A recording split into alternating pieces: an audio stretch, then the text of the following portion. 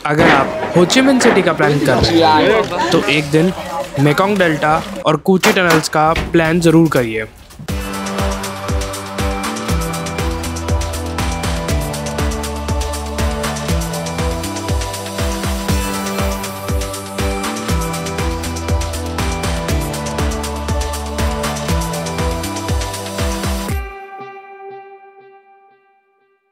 Good morning guys.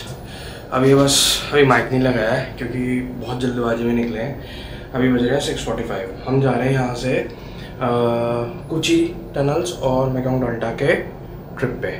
सो अभी हमारी बस बाहर आनी है 7:10 पे शाम वो आ जाएगी, तो हमें वहीं वेट करना है। तो इसलिए भैया सुबह सुबह जल्दी तैयार हो गए। ऐसे आँखें हैं ये देख रहे हो, स्वेल्ड आइज, इसलिए ही हैं।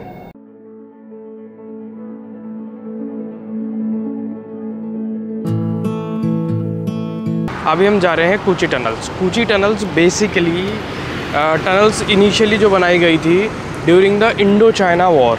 ये फ्रेंच कॉलोनियल रूल के अगेंस्ट जब रेवोल्यूशन हुआ था यहाँ पर।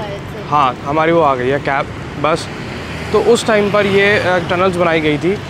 लेट 1940s में ये बनी थी, तो तब उस टाइम पे ये 60 किलोमीटर लंबी थी। लेकिन आज की डेट पे देखा जाए 1960s तक ये टनल जो थी लगभग 250 किलोमीटर लंबी हो गई थी। और ये टनल जो था बेसिकली क्या था, as a shelter, as a surprise attack करने के लिए वियतनामीज़ आर्मी को, उसमें हेल्प करता था। और ये बहुत यूनिक चीज़ है। बहुत तो नहीं बट हाँ, मतलब it's unique cheese, unique thing. And आप देखोगे ऐसे कोवर्ट होते थे टनल्स, ईजीली नहीं मिल सकती थी ये अगर पत्ते डाल के छुपा दिया तो। अभी तो बस हम वेट कर रहे हैं अपने कैब का ही। आई थिंक सो यही है, पर कुछ पता नहीं, कुछ कह नहीं सकते। एक बस तो आई है, अब वो अंदर चली गई है। अब उसकी ये नहीं पता कि वो बस हमारे लिए आई है या क्या।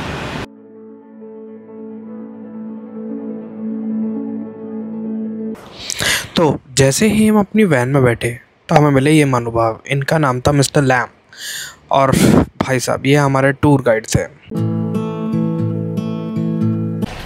सो अभी तक तो हम वेट ही कर रहे थे, और अब आए हैं एक महानुभाव। हमने उनसे पूछा कि भाई कॉफ़ी वॉफ़ी ले लें क्या। भाई ने मना कर दिया कि नहीं भाई, अब तो हम चल रहे, कॉफ़ी वॉफ़ी होटल से पी के आओ।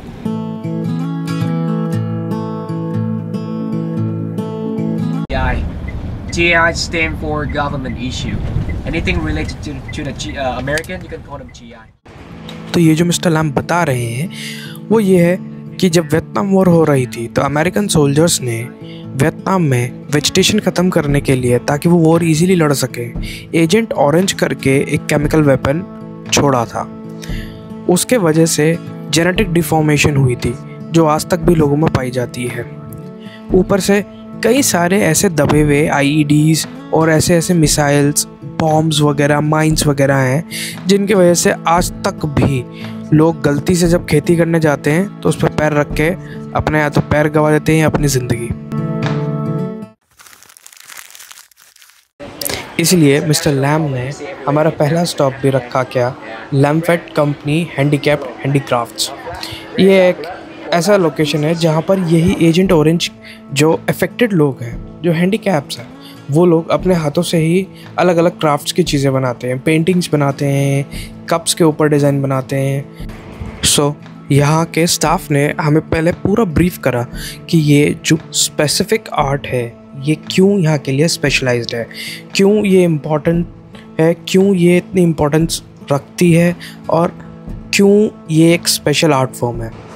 यहाँ पर जितनी भी आर्ट बनाई जाती है, जितना भी हैंडीक्राफ्ट्स बनाया जाता है, ये सब एजेंट ऑरेंज से अफेक्टेड लोग हैं। वो एक्शेल्स यूज़ करते हैं। एक्शेल से ये स्पेसिफिकली अलग अलग टाइप की पेंटिंग्स बनाते हैं। एक एक करके इन जगहों पर हर एक उस काउंटर पर लेके गए जिस काउंटर पे वो काम एक्चुअल में हो रहा था। वो देख के थोड़ा मेस्मराइज तो ज़रूर थे, पर हाँ तरस भी बहुत आ रहा था। यार भूख तो लग रही थी बहुत ज़्यादा। अब बड़ी मुश्किल से एक वेज बानमी मिला यहाँ पर। वैसे तो बानमी विद एग था ये, मैंने उसको बोल दिया यार without egg they they please, तो उसने दे दिया। वो है और एक कॉफ़ी है, कोल्ड कॉफ़ी। अब थोड़ा सा भूख का आराम मिला है। अब वापस अभी थोड़ी देर में अपनी वैन में बैठ के फिर हम कूची टनल जाएंगे और फिर वहाँ से जाएंगे मेकॉन्ग डेल्टा। वियतनाम के घने जंगलों के नीचे एक ऐसी दुनिया थी जिसने दुनिया की सबसे पावरफुल आर्मी मिलिट्री पावर को दांतों तले चने चबवा दिए थे। वो थी कूची टनल्स। कूची टनल्स और कुछ नहीं, एक मैसिव नेटवर्क है अंडरग्राउंड टनल्स का। ये टनल्स जो हैं हो ची मिन सिटी से लगभग 40 किलोमीटर नॉर्थ वेस्ट साइड में है। ये ओरिजिनली 1940 के दशक में फर्स्ट इंडो चाइना वॉर के दौरान बनाई गई थी। ये उस टाइम पे वियतनामी सोल्जर जो थे फ्रेंच आर्मी के अगेंस्ट यूज़ करा करते थे, बट इसका अहमियत और इसकी सबसे ज़्यादा यूजेज आई वियतनाम वॉर में, जो कि यूएस और साउथ वियतनाम के खिलाफ थी। 1960 का दशक आते आते ये टनल्स तकरीबन 250 किलोमीटर लंबी हो चुकी थी। ये वियतकॉन्ग आर्मी के द्वारा अपने hiding spots, supply routes, living quarters, hospitals और इवन कमांड सेंटर्स का भी काम करा करती थी। इन टनल्स के अंदर बहुत टफ ज़िंदगी थी। सोल्जर्स को गर्मी, अंधेरा और कीड़े मकोड़े ये सब झेलना पड़ता था, और ऊपर से ये जो लगातार बॉम्बिंग कर रहे थे यूएस आर्मी, उनसे भी बचना था। लेकिन सब कुछ होते हुए भी ये जो टनल्स थी, इन्होंने वियतकॉन्ग आर्मी को एक यूनिक एडवांटेज पॉइंट दिया। वो कहीं भी आकर छुपते थे, कहीं से भी निकलते थे, हमला करते थे और उसकी तरह भूत की तरह गायब हो जाते थे। इन्हें टैकल करने के लिए यूएस आर्मी और साउथ वियतनाम आर्मी ने मिलके टनल रैट्स करके एक सोल्जर ट्रेन करे गए थे, जो कि ऑस्ट्रेलियन और न्यूजीलैंडर्स थे। वो उन लोगों का भी इस्तेमाल करा गया, लेकिन वो भी किसी काम नहीं आए, थोड़ा बहुत ही डैमेज कर पाते थे। बट इन टनल्स की खासियत यही थी कि ये मल्टी लेयर्ड थे। आगे इन जो वीडियो आएंगी, जो मैं वीडियोस अभी आपको दिखाऊंगा, उसमें उन्हीं सब चीज़ों की खासियत दिखाई गई है कि कैसे ये टनल्स खोदा जाती थी, कैसे ये टनल्स के अंदर मल्टी लेयर्ड अलग अलग चैम्बर्स बनाए जाते थे, किन चैम्बर्स में वो प्रेग्नेंट वुमेन को रखा जाता था, किन चैम्बर्स में मेडिकल ट्रीटमेंट होती थी, किन चैम्बर्स में किचन बनाई थी, और यही सब कि कैसे ये लोग अपने आप को छुपाते भी थे और एकदम से सरप्राइज़ अटैक भी करते थे। कुछ टनल्स में ही है, and now just waiting for our guide to tell something new.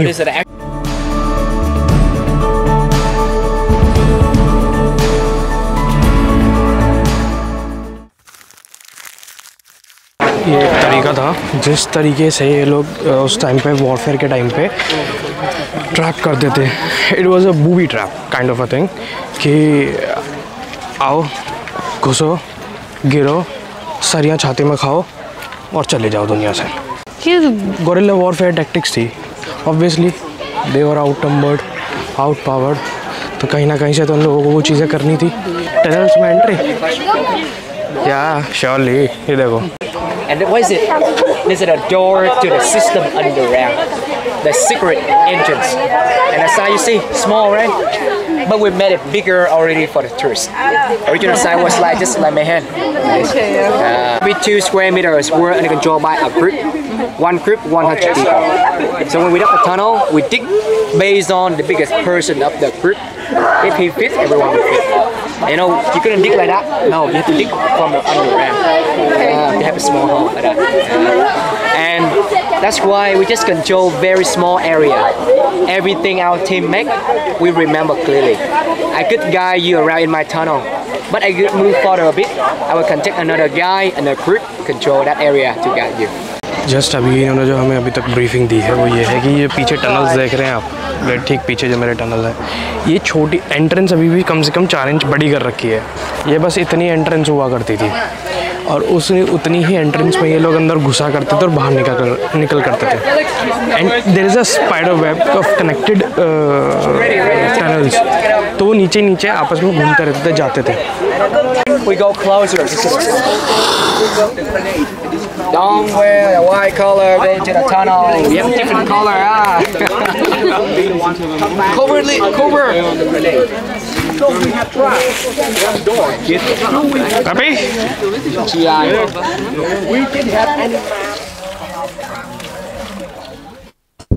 Oh, cool. Morning, Vietnam. All right, now stick your eyes.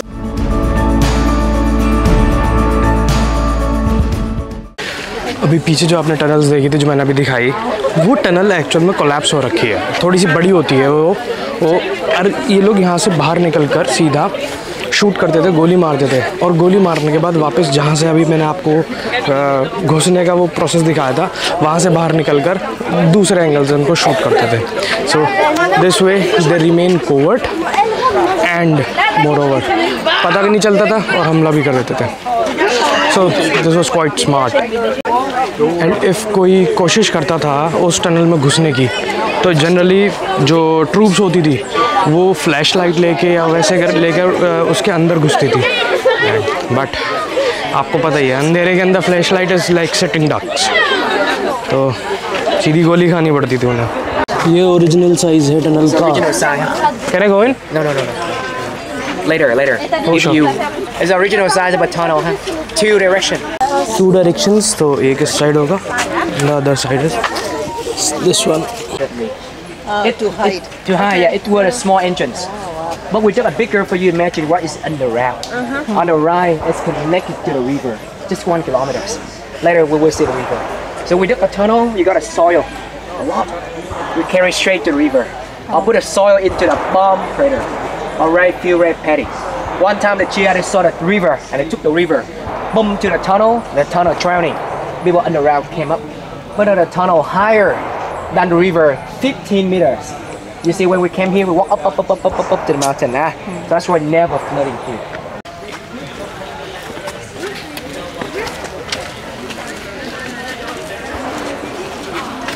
Farmer in the village. But at night time, ये जो scarf इनके गले में था statues के, वो basically इनको बचाने के लिए था फ्रॉम द जो केमिकल गैसेस होते थे बॉम्ब के, उनसे. And they don't use to use water for dripping it in, but they use to pee on it, क्योंकि हमारे सुसु के अंदर अमोनिया होता है और अमोनिया हेल्प करता है रिड्यूस करने में उन हार्मफुल गैसेस को. तो जो केमिकल गैस ये लोग यूज़ करा था, तो उससे बचाने के लिए हेल्प करता था.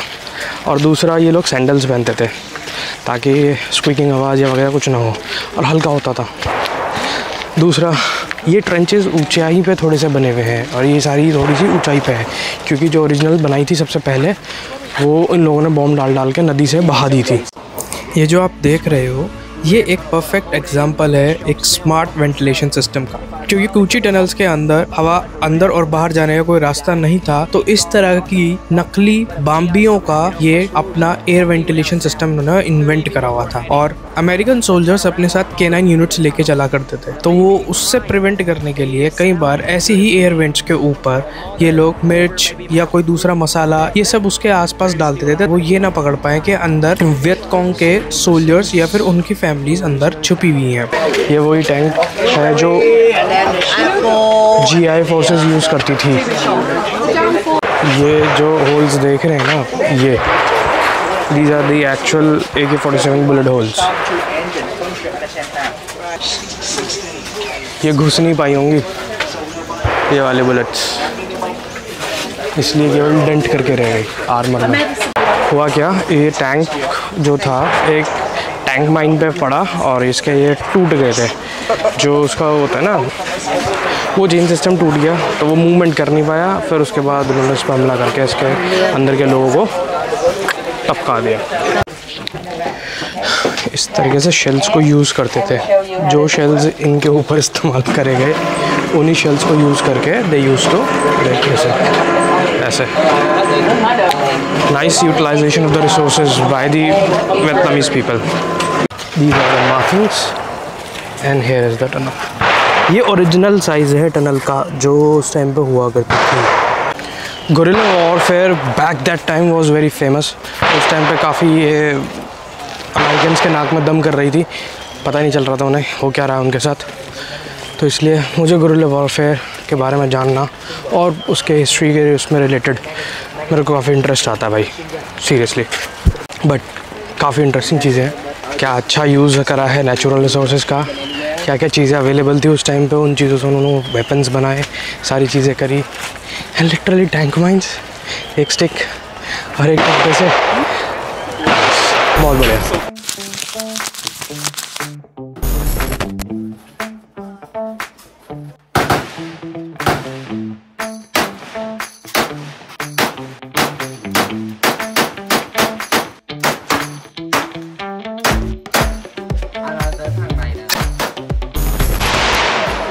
I did it.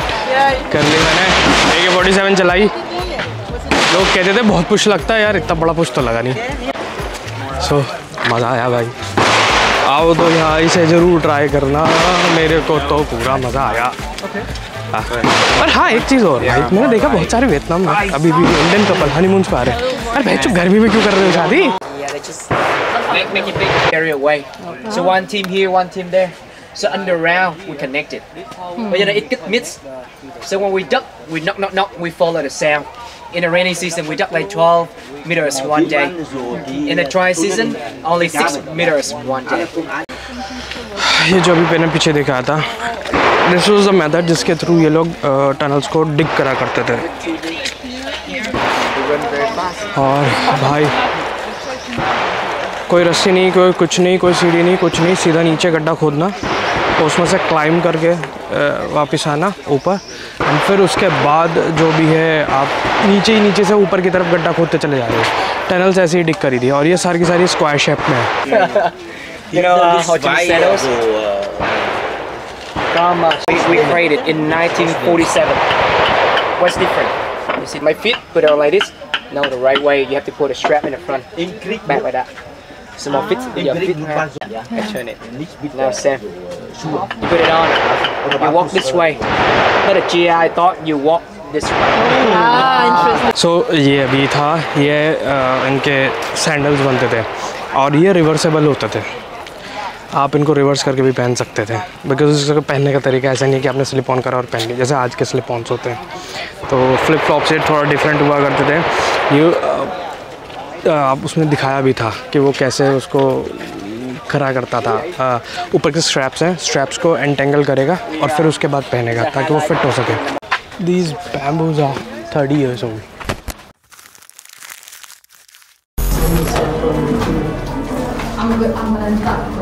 Okay. Fucking I cannot record anything. I'm trying my best. It's not that bad. Yes. It's okay. There's a drop.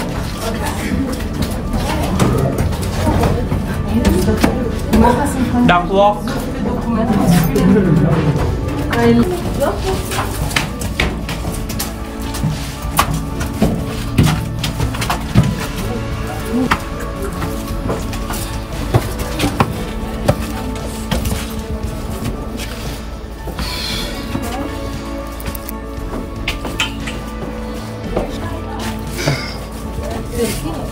Perfectly fine. This? What, the water or what? Water well. Is this well? Yeah, turn on the flashlight. In India we call it Kuwa. Oh wow. Go to we hear that. Red color is a liberation area. Wouldn't job at a big car. And the black lights is a tunnel system. Even under the GI base, we have a secret tunnel as well. It's the biggest GI base nearby the tunnel, Dong Yu, the 25th Infantry Division. And the yellow color we call strap and then. But no snake, yeah? It's tapioca. No, not yet happy water. Yes, okay. You want snake? This tea is a pendant tea and tapioca roots. I don't know what it is. On my bio.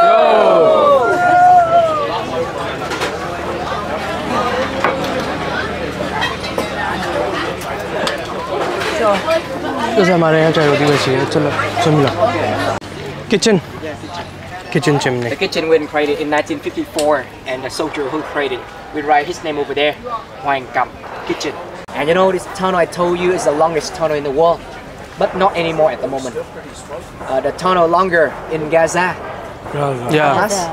They dug about 300 to 400 kilometers underground. Vietnam just about 250 kilometers. But you know, at least congratulations on our team today. You finished one of the longest tunnel in the world. Restaurant, huh? So Double check your belongings. this is all sunglasses, about wallet, everything. Kochi tunnels. Interesting है, मतलब one should come, ऐसा तो नहीं है। History बफ्स तो आएंगे ही, जैसे मैं हूँ। हिस्ट्री बफ कह लो या मतलब I am just curious about these things. I am curious about Wars, I am curious about why these things happen, क्या होता है, हाउ डिड दे फील, उन्हें कैसा लगा, क्या महसूस कर रहे थे, क्या उनके दिमाग में चल रहा है। दिल्ली चौर्स भी देखने वाली, मतलब ये सब चीज़ें देखने वाली चीज़ें होती हैं कि आप देखो, आओ, एक्सपीरियंस करो हर चीज़। केवल एक डेस्टिनेशन पर जाना, पार्टीज़ करना, जो आपको अच्छा लगा वो देख लिया, वो कर लेना, that's not enough, at least not for me.